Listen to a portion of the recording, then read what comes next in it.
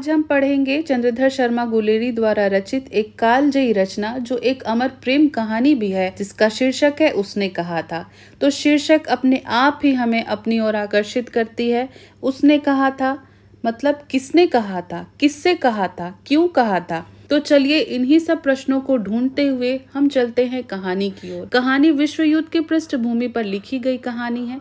कहानी का आरंभ होता है अमृतसर के बाजार से।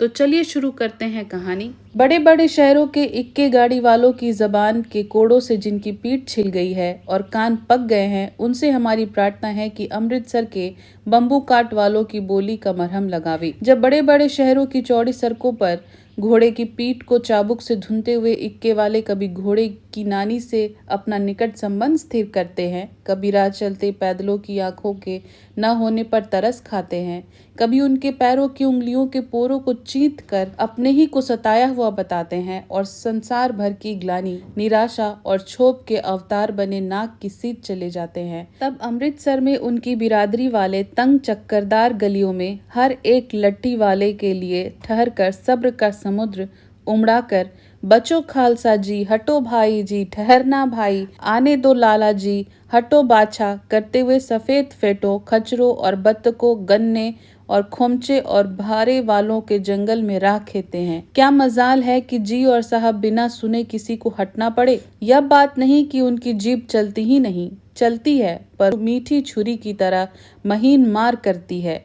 यदि कोई बुढ़िया बार बार चितौनी देने पर भी लीक से नहीं हटती तो उनकी बचनावली के ये नमूने हैं। हट जा जीने जोगिए, हट जा कर्मा वालिए, हट जा पुत्ता प्यारिए, बच जा लंबी वालिए। समष्टि में इसका अर्थ है कि तू जीने योग्य है, तू भाग्य वाली है, पुत्रों की प्यारी है, लंबी उम्र तेरे सामने है, तू क्यों मेरे पहियों के नीचे आना चाहती है, बच जा।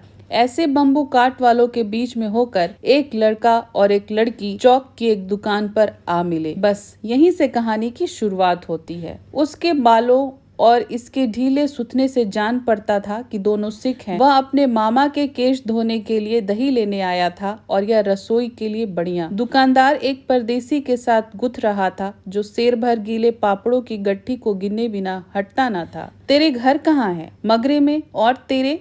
माझे में। यहाँ कहाँ रहती है? अरत सिंह की बैठक में, वे मेरे मामा होते हैं। मैं भी मामा के यहाँ हूँ, उनका घर गुरु बाजार में है। इतने में दुकानदार निपटा और इनका सौदा लेने लगा। सौदा लेकर दोनों साथ साथ चले। कुछ दूर जाकर लड़के ने मुस्कुरा कर पूछा, तेरी कुड़माई हो गई? इस पर लड़की को चांके चढ़ाकर धत कहकर दौड़ गई और लड़का मुंह देखता रह गया।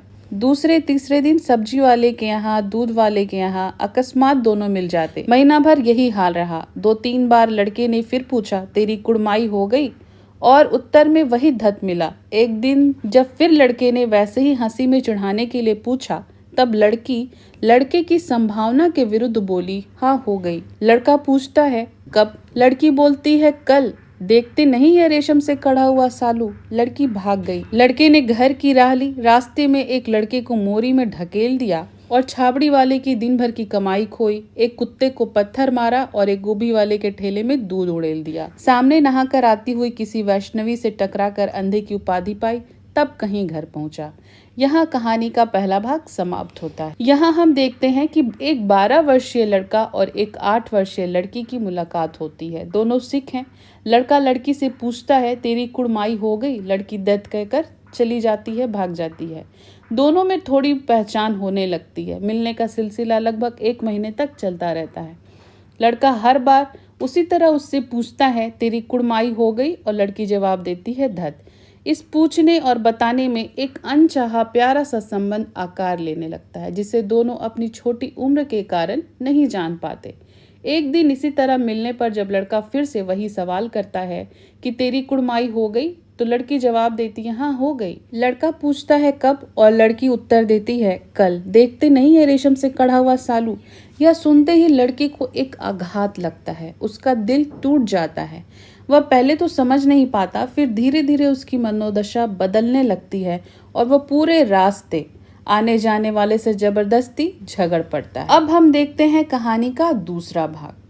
कहानी का दूसरा भाग लगभग 25 वर्ष बाद शुरू होती है, जो प्रथम विश्व युद्ध का काल है।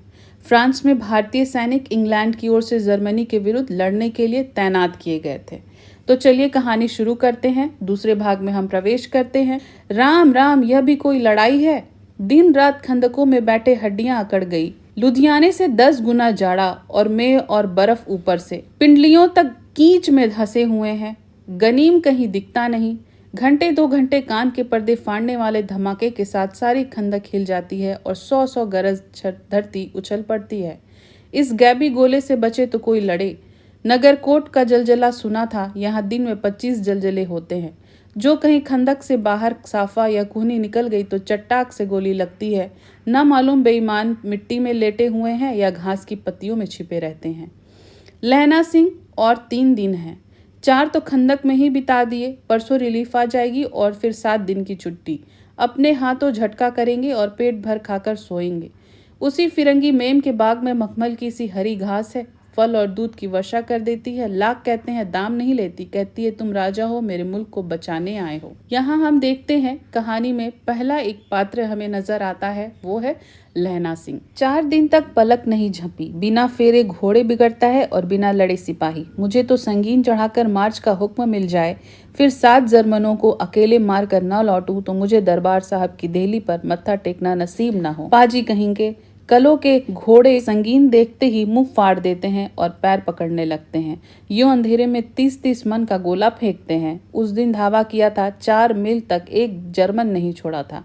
पीछे जनरल ने हट आने का कमान दिया, नहीं तो सीधे बर्लिन पहुंच जाते। क्यों सूबेदार हजारा सिंह ने मुस्कुराकर कहा। लड़ाई के मामले में जमादार या नायक के चलाए नहीं चलते। बड़े अफसर दूर की सोचते हैं। 300 मील का सामना है, एक तरफ बढ़ गए तो क्या होगा। यहाँ कहानी का दूसरा पात्र हमें नजर आता है, जो है सूबेदार हजारा सिंह। यहाँ पर देखिए, युद्ध के मोर्चे पर डटे सिपाही खंदक में पड़े हुए हैं और पड़े पड़े उकता गए हैं। लहना सिंह चाहता है कि जल्दी से जल्दी लड़ाई शुरू हो, चाहे इसके लिए हमें स्वयं ही जर्मन पर हमला क्यों न करना पड़े। लहना सिंह का यह उतावलापन जहाँ उसके साहस को दिखाता है, वहीं उसकी उत्कंठा की स्थिति को भी बताता है। तो चलिए आगे देखते हैं। सूबेदार जी, सच है, लहना सिंह बोला, पर करें क्या। हड्डियों में तो जाड़ा धंस गया है। सूर्य निकलता नहीं और खाई में दोनों तरफ से चंबे की बावलियों के से सोते झड़ रहे हैं। एक धावा हो जाए तो गर्मी आ जाए। उद्यमी उठ, सिगड़ी में कोले डाल। वजीरा, तुम 4 जन बाल्टियां लेकर खाई का पानी बाहर फेंको। महासिम, शाम हो गई है, खाई के दरवाजे का पहरा बदल दे। यह कहते हुए सूबेदार सारी खंदक में चक्कर लगाने लगे। वजीरा सिंह पलटन का विदूषक था। विदूषक हम कहते हैं कॉमेडियन को। बाल्टी में गंदला पानी लेकर खाई के बाहर फेंकता हुआ बोला, मैं पौधा बन गया हूँ, करो जर्मनी के बादशाह का तर्पण। इस पर सब खिलखिला पड़े और उदासी के बादल फट गए।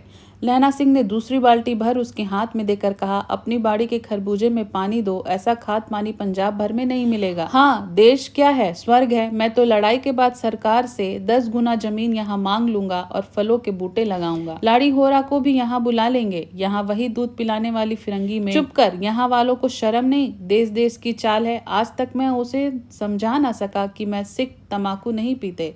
वह सिगरेट देने की हट करती है, होठों में लगाना चाहती है और पीछे हटता हूँ तो समझाती है कि राजा बुरा मान गया, अब मेरे मुल्क के लिए लड़ेगा नहीं। अच्छा, बोधा सिंह कैसा है। यहाँ एक और पात्र बोधा सिंह का कहानी में प्रवेश होता है। अच्छा, अब बोधा सिंह कैसा है। अच्छा है, जैसे मैं जानता ही ना हूँ। रात भर तुम अपने दोनों कंबल उसे ओढ़ाते हो और आप सिगड़ी के सहारे गुजर करते हो। उसके पहरे पर आप पहरा देते आते हो। अपने सूखे लकड़ी के तख्तों पर उसे सुलाते हो और आप कीचड़ में पड़े रहते हो। कहीं तुम ना मांदे पड़ जाना। जाड़ा क्या है, मौत है, और निमोनिया से मरने वालों को मुरब्बे नहीं मिला करते। मेरा डर मत करो, मैं तो बुलेल की खंड के किनारे मरूंगा। भाई कीरत सिंह की गोदी पर मेरा सिर होगा और मेरे हाथ के लगाए हुए आंगन के आम के पेड़ की छाया होगी। बोधा सिंह सूबेदार हजारा सिंह का बेटा है और लैना सिंह उसका काफी ध्यान रखता है, रात भर उसकी देखभाल करता है। लेकिन लैना सिंह बोधा का इतना ध्यान क्यों रखता है, यह हमें कहानी के आगे पता चलेगा। यहाँ हम देखते हैं कि सिपाहियों के आपसी बातचीत से यह पता चलता है कि ये सिपाही किसान परिवार से जुड़े हुए हैं। इनके सपने भी किसान जीवन से जुड़े हैं। लैना की इच्छा है कि मैं अपने भाई कीरत सिंह की गोद में आम के बगीचे में मरूं। वजीरा सिंह ने त्योरी चढ़ाकर कहा, क्या मरने मराने की लगाई है, मेरे जर्मनी और तुर्क। हाँ भाइयों, कुछ गाओ। यहाँ सब मिलकर एक गीत गाने लगते हैं। कौन जानता था कि दाढ़ी वाले घर बारी सिख ऐसा लुच्चे का गीत गाएंगे, पर सारी खंदक गीत से गूंज उठी और सिपाही फिर ताजे हो गए, मानो 4 दिन से सोते और मौज ही करते हों। यहाँ सैनिक आपसी बातचीत करते हैं और इसी आपसी बातचीत में कहानी का दूसरा भाग समाप्त हो जाता है। पहले 2 भाग कहानी के पृष्ठभूमि और उसके पात्रों से परिचय कराती है और अब कहानी का तीसरा भाग कहानी को नए मोड़ पर ले जाता है। दोपहर रात गई है, अंधेरा है, सन्नाटा हुआ है। बोधा सिंह खाली बिस्किटों के 3 टिनों पर अपने दोनों कंबल बिछाकर लहना सिंह के 2 कंबल और एक बरान कोट ओढ़कर सो रहा है। लहना सिंह पहरे पर खड़ा हुआ है, एक आंख खाई के मुंह पर है और एक बोधा सिंह के दुबले शरीर पर। बोधा सिंह करा रहा है। लहना सिंह बोधा से पूछता है, क्यों बोधा भाई, क्या है? बोधा बोलता है, पानी पिला दो। लहना सिंह ने कटोरा उसके मुंह से लगाकर पूछा, कहो कैसे हो? पानी पीकर बोधा बोला, कंपनी छूट रही है, रोम रोम में तार दौड़ रहे हैं, दांत बज रहे हैं। लहना बोलता है, अच्छा मेरी जर्सी पहन लो। बोधा ने कहा, और तुम? फिर बोलता है लहना सिंह, मेरे पास सिगड़ी है और मुझे गर्मी लगती है, पसीना आ रहा है। बोधा सिंह बोलता है, ना मैं नहीं पहनता, 4 दिन से तुम मेरे लिए। हाँ याद आई, मेरे पास दूसरी जर्सी है। लहना सिंह बोलता है, आज सवेरे ही आई है, विलायत से मेमे बुन कर भेज रही हैं, गुरु उनका भला करे। यूं कहकर लहना अपना कोट उतारकर जर्सी उतारने लगा। इस पर बोधा कहता है, सच कहते हो? और नहीं झूठ? यूं कहकर ना ही करते बोधा को उसने जबरदस्ती जर्सी पहना दी और आप खाकी कोट जीन का कुर्ता भर पहने पहरे पर आ खड़ा हुआ। मेम की जर्सी की कथा केवल कथा थी। आधा घंटा बीता, इतने में खाई के मुंह से आवाज आई, सूबेदार हजारा सिंह। कौन? लप्टन साहब। हुकुम हुजूर, कहकर सूबेदार तनकर फौजी सलाम करके सामने हुआ। देखो इसी समय धावा करना होगा। मील भर की दूरी पर पूरब के कोने में एक जर्मन खाई है, उसमें 50 से ज्यादा जर्मन नहीं है। इन पेड़ों के नीचे नीचे 2 खेत काटकर रास्ता है, 3-4 घुमाव है, जहाँ मोड़ है वहाँ 15 जवान खड़े कर आया हूँ। तुम यहाँ 10 आदमी छोड़कर सबको साथ ले उनसे जा मिलो। खंदक छीनकर वहीं जब तक दूसरा हुक्म ना मिले डटे रहो, हम यहाँ रहेगा। जो हुक्म। चुपचाप सब तैयार हो गए। बोधा भी कंबल उतार कर चलने लगा। तब लहना सिंह ने उसे रोका। लहना सिंह आगे हुआ तो बोधा के बाप सूबेदार ने उंगली से बोधा की ओर इशारा किया। लहना सिंह समझकर चुप हो गया। पीछे 10 आदमी कौन रहे इस पर बड़ी हुज्जत हुई। कोई रहना न चाहता था। समझा बुझाकर सूबेदार ने मार्च किया। लप्टन साहब लहना की सिगड़ी के पास मुंह फेर कर खड़े हो गए और जेब से सिगरेट निकालकर सुलगाने लगे। 10 मिनट बाद उन्होंने लहना की ओर हाथ बढ़ाया, कहा, लो तुम भी पियो। यहाँ लप्टन साहब नाम के एक नए पात्र का प्रवेश होता है, जो हजारा सिंह को आदेश देता है कि वह 1 मील आगे 50 जर्मन सैनिकों की टुकड़ी पर धावा बोले और इसके लिए वह 10 सैनिकों यहाँ छोड़कर बाकी सभी को अपने साथ ले जाता है। और बोधा सिंह की बीमारी के कारण सूबेदार की इच्छा को समझकर लहना सिंह वहीं रुक जाता है। 10 मिनट बाद उन्होंने लहना की ओर हाथ बढ़ाकर कहा, लो तुम भी पियो। आंख मारते मारते लहना सिंह सब समझ गया। मुंह का भाव छिपाकर बोला, लाओ साहब। हाथ आगे करते ही उसने सिगड़ी के उजाले में साहब का मुंह देखा, बाल देखे, तब उसका माथा ठनका। लप्टन साहब के पट्टियों वाले बाल एक दिन में कहाँ उड़ गए और उनकी जगह कैदियों के से कटे हुए बाल कहाँ से आ गए। यहाँ देखिए हमें लहना सिंह की समझदारी और सूझबूझ का परिचय मिलता है। लहना तुरंत समझ जाता है कि वह अंग्रेज अफसर नहीं, कोई जर्मन जासूस है। शायद साहब शराब पिए हुए हैं और उन्हें बाल काटने का मौका मिल गया। लहना सिंह ने जांचना चाहा। लप्टन साहब 5 वर्ष से उसकी रेजिमेंट में थे। लहना सिंह लप्टन साहब के साथ 5 वर्ष से काम कर रहा था, तो वो लप्टन सिंह को बहुत नजदीक से जानता था। तो अब वो समझ गया था कि ये लप्टन साहब नहीं, उनके भेष में कोई और जर्मन है। अब लहना सिंह जो नकली लप्टन साहब हैं, उनको अपनी बातों में फंसाने की कोशिश करता है। लहना सिंह बोलता है, क्यों साहब, हम लोग हिंदुस्तान कब जाएंगे? लप्टन साहब जवाब देते हैं, लड़ाई खत्म होने पर। क्यों, यह देश पसंद नहीं? लहना सिंह बोलता है, नहीं साहब, शिकार के वे मजे यहाँ कहाँ। याद है पर साल नकली लड़ाई के पीछे हम आप जगाधारी जिले के शिकार करने गए थे। हाँ, वहीं अब आप खोते पर सवार थे और आपका खानसामा अब्दुल्ला रास्ते के एक मंदिर में जल चढ़ाने को रह गया था। बेशक पाजी कहीं का, सामने से वह नील गाय निकली कि ऐसी बड़ी मैंने कभी ना देखी थी, और आपकी एक गोली कंधे में लगी और पुट्ठे में निकली। ऐसे अफसर के साथ शिकार खेलने में मजा है। क्यों साहब, शिमले से तैयार होकर उस नील गाय का सिर आ गया था ना, आपने कहा था रेजिमेंट की मेस में लगाएंगे। लप्टन साहब बोलते हैं, हाँ, पर मैंने तो वह विलायत भेज दिया। लहना सिंह बोलता है, ऐसे बड़े बड़े सिंह 2-2 फुट के तो होंगे। लप्टन साहब जवाब में कहते हैं, हाँ लहना सिंह 2 फुट 4 इंच के थे, तुमने सिगरेट नहीं पिया? तब लैना सिंह बोलता है, पीता हूँ साहब, दियासलाई ले आता हूँ, कहकर लैना सिंह खंदक में घुसा। अब उसे संदेह नहीं रहा था और उसने झटपट निश्चय कर लिया कि क्या करना है। लैना सिंह समझ चुका था पहले ही, लेकिन अब वह पूरी तरह से कंफर्म हो जाता है कि वह लपटन सिंह असली लपटन सिंह नहीं है। अंधेरे में किसी सोने वाले से वह टकराया। कौन? वजीरा सिंह। हाँ, क्यों लहना? क्या कयामत आ गई? जरा तो आंख लगने दी होती। यहाँ कहानी का तीसरा भाग खत्म होता है और चौथा भाग में हम प्रवेश करते हैं।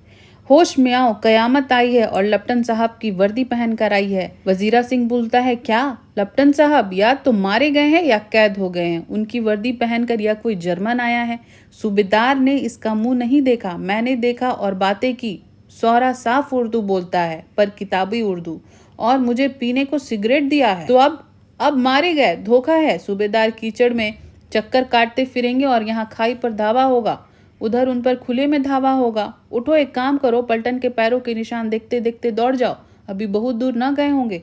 सूबेदार से कहो कि एकदम लौट आए। खंदक की बात झूठ है, चले जाओ, खंदक के पीछे से निकल जाओ, पत्ता तक न खड़के, देर मत करो। वजीरा सिंह बोलता है, हुक्म तो यह है कि यहीं। लैना सिंह कहता है, ऐसी तैसी हुक्म की, मेरा हुक्म, जमादार लैना सिंह जो इस वक्त यहाँ सबसे बड़ा अफसर है, उसका हुक्म है। मैं लपटन साहब की खबर लेता हूँ, पर यहाँ तो तुम 8 ही हो। लैना सिंह बोलता है, 8 नहीं 10 लाख, एक एक अकालिया सिख 1.25 लाख के बराबर होता है, चले जाओ। लैना सिंह बिना समय गवाए वजीरा सिंह को हजारा सिंह के पास उन्हें वापस बुलाने के लिए भेज देता है और खुद अकेले भिड़ जाता है लपटन सिंह से। लौटकर खाई के मुहाने पर लैना सिंह दीवार से चिपक गया। उसने देखा कि लपटन साहब ने जेब से बेल के बराबर 3 गोले निकाले, तीनों को जगह जगह खंदक की दीवारों में घुसेड़ दिया और तीनों में से एक एक तार बांध दिया। तार के आगे सूत की एक गुत्थी थी जिसे सिगड़ी के पास रखा, बाहर की तरफ कर एक दियासलाई जलाकर गुत्थी पर रखने ही वाला था कि लैना सिंह वहां पहुंच जाता है। बिजली की तरह दोनों हाथों से उल्टी बंदूक को उठाकर लैना सिंह ने साहब की कोहनी पर तान देकर मारा। धमाके के साथ साहब के एक हाथ से दियासलाई गिर पड़ी। लैना सिंह ने एक कुंदा साहब की गर्दन पर मारा और साहब ओ माय गॉड कहते हुए चित हो गए। लैना सिंह ने तीनों गोले बिनकर खंदक के बाहर फेंके और साहब को घसीटकर सिगड़ी के पास लिटाया। जेबों की तलाशी ली, 3-4 लिफाफे और एक डायरी निकालकर उन्हें अपनी जेब के हवाले किया। लपटन साहब बेहोश हो चुके थे। साहब की जब मूर्छा हटी, लैना सिंह हंसकर बोला, क्यों लपटन साहब, मिजाज कैसा है? आज मैंने बहुत सी बातें सीखी। यह सीखा कि सिगरेट पीते हैं, यह सीखा कि जगाधारी के जिले में नील गाय होती हैं और उनके 2 फुट 4 इंच के सींग होते हैं। यह भी सीखा कि मुसलमान खानसामा मूर्तियों पर जल चढ़ाते हैं और लपटन साहब खोते पर चढ़ते हैं। पर यह तो कहो, ऐसी साफ उर्दू कहाँ से सीख आए?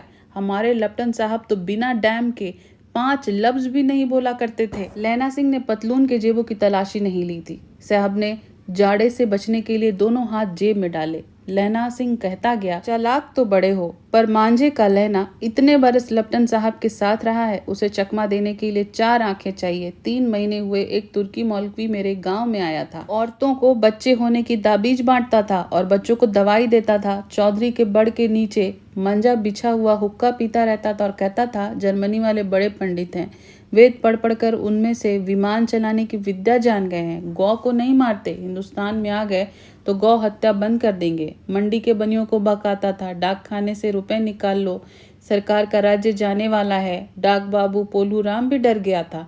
मैंने मुल्ला जी की दाढ़ी मूड़ दी थी और गांव से बाहर निकाल कर कहा था, जो मेरे गांव में अब पैर रखा तो। लैना सिंह लपटन साहब की जेब की तलाशी लेना भूल गया था और लैना जब ये बोल रहा था तब लपटन साहब अपनी पॉकेट में हाथ डालते हैं और जेब से पिस्तौल निकालकर लैना सिंह की जांघ पर गोली चला देते हैं। लैना सिंह भी 2 फायर करता है और साहब को ठिकाने लगा देता है। गोलियों की आवाज सुनकर सब दौड़ आते हैं। बोधा चिल्लाता है, क्या है?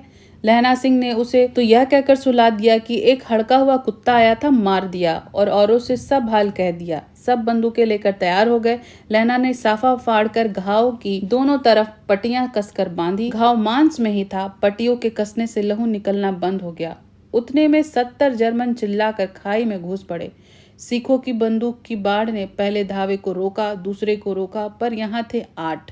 लैना सिंह तर तर कर मार रहा था। वह खड़ा था और बाकी लेटे हुए थे और वे 70 थे।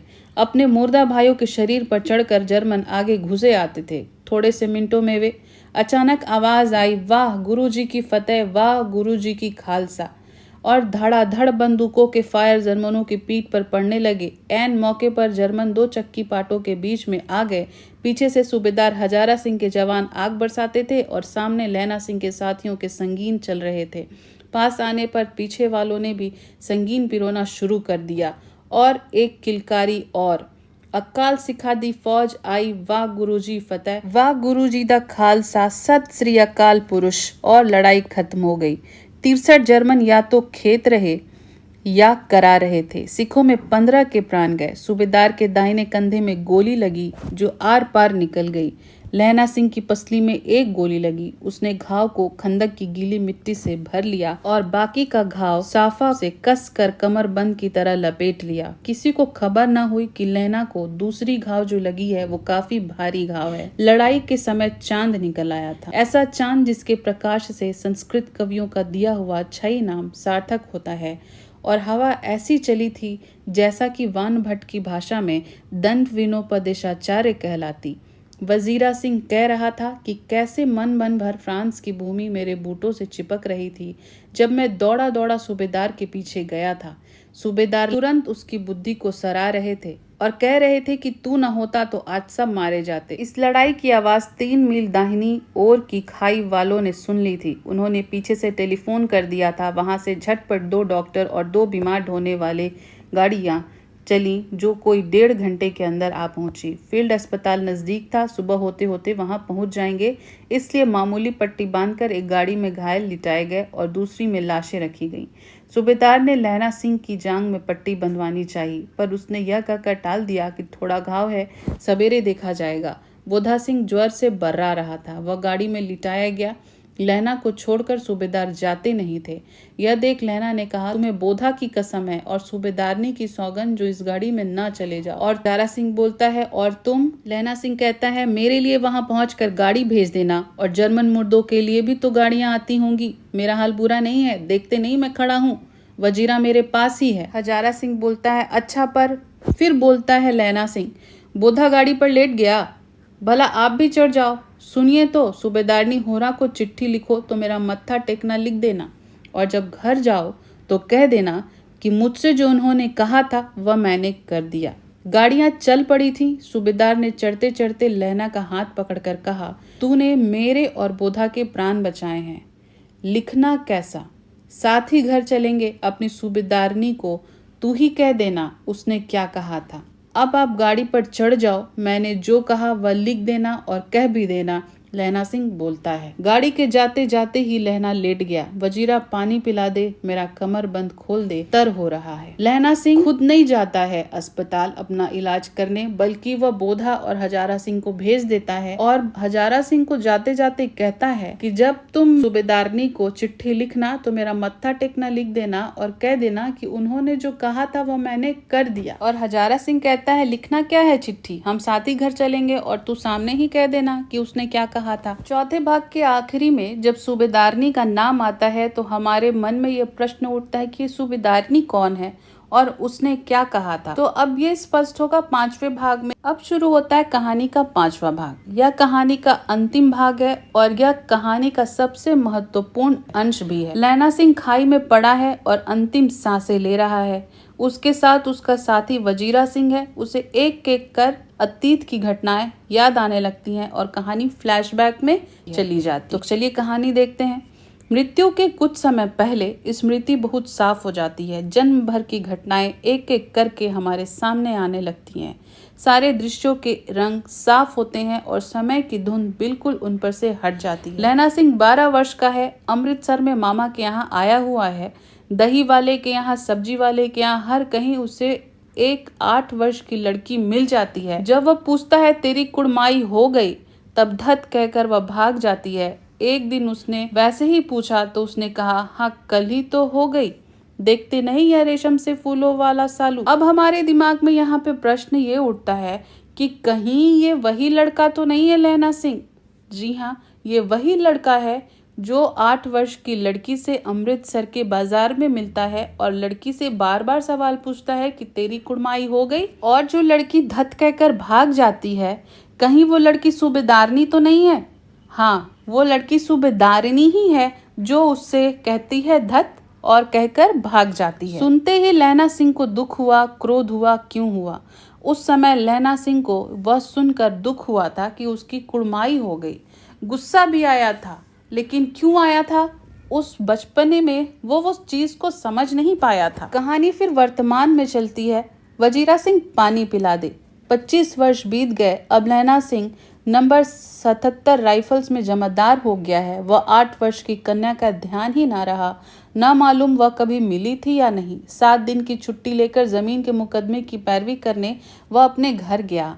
वहां रेजिमेंट के अफसर की चिट्ठी मिली कि फौज लाम पर जाती है, फौरन चले आओ। साथ ही सूबेदार हजारा सिंह की चिट्ठी मिली, मैं और बोधा भी लाम पर जाते हैं, लौटते समय हमारे घर होते जाना, साथ चलेंगे। सूबेदार का गांव रास्ते में पड़ता था और सूबेदार उसे बहुत चाहता था। लैला सिंह सूबेदार के यहाँ पहुंचा।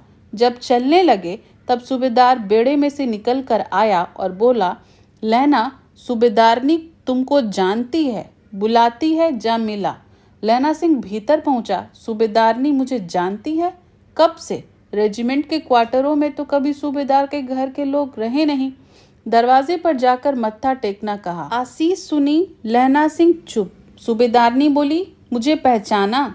लैला सिंह बोलता है, नहीं। सूबेदारनी कहती है, तेरी कुड़माई हो गई? धत, कल हो गई। देखते नहीं रेशमी बूटों वाला सालू अमृतसर में भावों की पसली में गोली लगी थी और रह रहकर उसे होश आता था और वो बेहोश हो जाता था। उसने करवट बदली, पसली का घाव बह निकला। वजीरा पानी पिला। उसने कहा था, स्वप्न चल रहा है। सूबेदारनी कह रही है, मैंने तेरे को आते ही पहचान लिया। एक काम कहती हूँ, मेरे तो भाग फूट गए। सरकार ने बहादुरी का खिताब दिया है, लायलपुर में जमीन दी है, आज नमक हलाली का मौका आया है, पर सरकार ने हम तीमियों की घगरिया पलटन क्यों न बना दी, जो मैं भी सूबेदार जी के साथ चली जाती। एक बेटा है, फौज में भर्ती हुए उसे 1 ही वर्ष हुआ है, उसके पीछे 4 और हुए, पर एक भी नहीं जिया। सूबेदारनी रोने लगी। अब दोनों जाते हैं, मेरा भाग। तुम्हें याद है एक दिन टांगे वाले का घोड़ा दही वाले की दुकान के पास बिगड़ गया था? तुमने उस दिन मेरे प्राण बचाए थे। आप घोड़े की लातों में चले गए थे और मुझे उठाकर दुकान के तख्ते पर खड़ा कर दिया था। ऐसे ही इन दोनों को बचाना, यह मेरी भिक्षा है। तुम्हारे आगे मैं आंचल पसारती हूँ। रोती रोती सूबेदारनी ओबरी में चली गई। लहना भी आंसू पोंछता हुआ बाहर आया। वजीरा पानी पिला। उसने कहा था, बार बार उसने कहा था यहाँ पर आ रहा है। तो उसने कहा था अर्थात सूबेदारनी ने जो लैला सिंह से कहा था, लैला सिंह ने उसे पूरा कर दिया। लैला सिंह को सूबेदारनी के साथ हुई बातचीत बीच बीच में याद आती है और रह रहकर उसके घाव से खून भी निकलता है और उसे प्यास भी लगती है। वह वजीरा से बोलता है कि पानी पिला और फिर उन्हीं यादों में खो जाता है, उन्हीं यादों में चला जाता है। सूबेदारनी उसे याद दिलाती है कि बचपन में उसने एक बार अपनी जान जोखिम में डालकर उसे बचाया था। ठीक उसी प्रकार वह चाहती है और प्रार्थना करती है लैला सिंह से कि उसके पति और पुत्र की वो रक्षा करे। लैला सिंह का सिर अपनी गोद में रखे वजीरा सिंह बैठा है। जब मांगता है तब पानी पिला देता है। आध घंटे तक लैला चुप रहा, फिर बोला, कौन? किरत सिंह। अब उसे किरत सिंह अपने भाई की याद आ रही है। वजीरा कुछ समझ कर कहा, हाँ। वजीरा समझ गया था कि अब लैला सिंह बचने वाला नहीं है। उसने कहा, हाँ भैया, मुझे और ऊंचा कर ले, अपने पट पर मेरा सिर रख ले। वजीरा ने वैसा ही किया। हाँ अब ठीक है, पानी पिला दे बस। अब के हाड़ में यह आम खूब फलेगा। चाचा भतीजा दोनों यहीं बैठकर आम खाना। जितना बड़ा तेरा भतीजा है उतना ही यह आम है। जिस महीने उसका जन्म हुआ था उसी महीने मैंने इसे लगाया था। वजीरा के आंसू टप टप टपक रहे थे। कुछ दिन पीछे लोगों ने अखबारों में पढ़ा, फ्रांस और बेल्जियम 68वीं सूची मैदान में घावों से मरा नंबर 77 सिख राइफल्स जमादार लैला सिंह, और कहानी समाप्त हो जाती है। लैला सिंह शायद बच सकता था अगर वह अस्पताल चला जाता।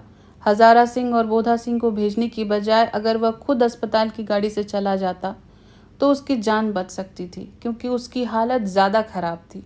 लेकिन वह अपने घावों को छुपाकर जबरदस्ती सूबेदार और बोधा सिंह को भेज देता है और खुद पीछे रह जाता है और अपने अतीत की स्मृतियों में खोते हुए वजीरा सिंह की गोद में सर रखकर वह मर जाता है। यहाँ आखिरी पंक्ति देखिए, कुछ दिन पीछे लोगों ने अखबारों में पढ़ा, फ्रांस और बेल्जियम 68वीं सूची मैदान में घावों से मरा नंबर 77 सिख राइफल्स जमादार लहना सिंह। ब्रिटिश सेना के लिए लहना सिंह की मौत अत्यंत साधारण मौत है। यहाँ लिखा हुआ है मैदान में घावों से मरा, मतलब मैदान में घाव से चोट लगने से मर गया। लहना सिंह के त्रासद अंत के साथ कहानी यहाँ खत्म हो जाती है। इस कहानी को पढ़ने से ऐसा लगता है कि यह एक लक्ष्यपरक कहानी है जो एक निस्वार्थ प्रेम पर आधारित है। गुलेरी जी का लहना सिंह आजकल की तरह प्रेम को पाने में नहीं बल्कि प्रेम को शुद्ध पवित्र समझकर कर्तव्य का निर्वाह करता जाता है। तो आज की इस वीडियो में हमने चंद्रधर शर्मा गुलेरी द्वारा रचित एक कालजयी रचना उसने कहा था कहानी का अध्ययन किया।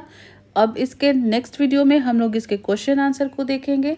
तो आज के वीडियो में हम सिर्फ इतना ही रहने देते हैं, और अगर आपने अभी तक मेरे चैनल को सब्सक्राइब नहीं किया है तो मेरे चैनल को सब्सक्राइब करें, लाइक करें, कमेंट करें और शेयर करें।